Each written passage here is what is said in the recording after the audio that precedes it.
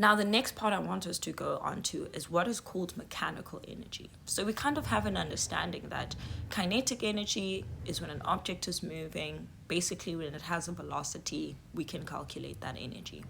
Then potential energy is when an object is at a specific position relative to the ground. That's what we'll be using now. We'll still do questions where the object is not, like, we don't use the position relative to the ground.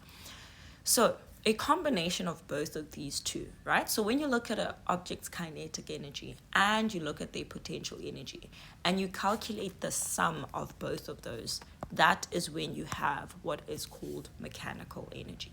The formula for mechanical energy is basically a sum of kinetic energy and potential energy. You just basically add the two. So how do you do that? First thing you do is, for this example, you've got the object at position A. At position A, we know two things about the object.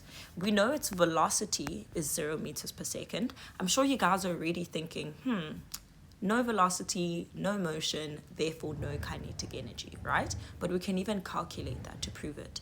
Then we've also got the height of the object above the ground, which is 5 meters. So already you must be thinking, okay, so the object is at a certain position above the ground, which means the object will have potential energy. So it doesn't have kinetic energy at A, but it does have potential energy. But we can calculate that.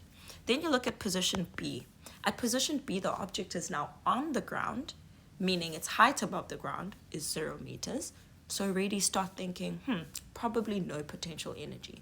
But its velocity is 5, so it will have a kinetic energy. But let's go and prove all of this. So they say calculate the mechanical energy of the block at A and B. So looking at A, we know that mechanical energy is kinetic energy plus potential energy. If you guys feel like sometimes you'll get these confused, you can even label mechanical energy at A is equal to kinetic energy at A plus potential energy at A.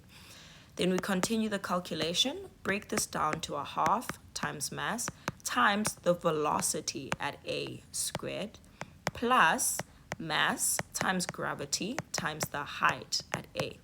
So when we break down the kinetic energy formula for A, we said that the velocity is 0.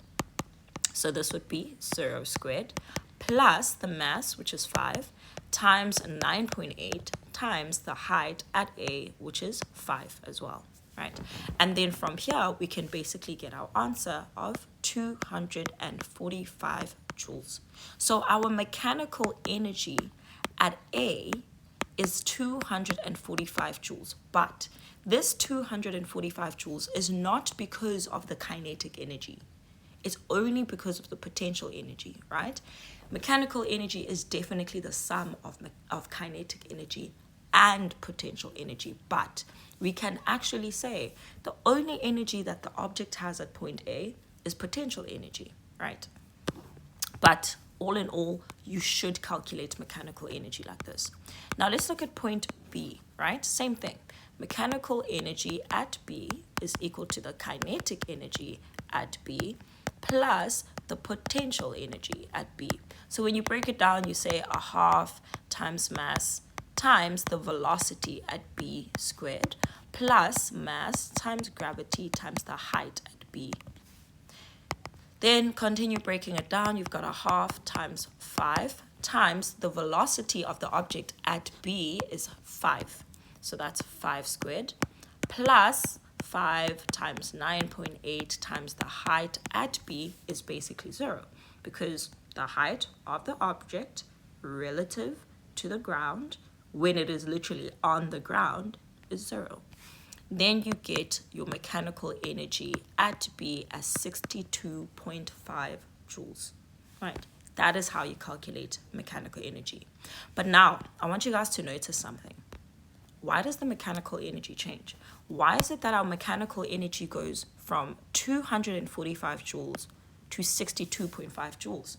I mean, obviously, we know at the top here, there's basically no kinetic energy because there's no velocity. And here, there's no potential energy because the object is on the ground. But apart from that reason, I want to explain in the next section why this mechanical energy changes.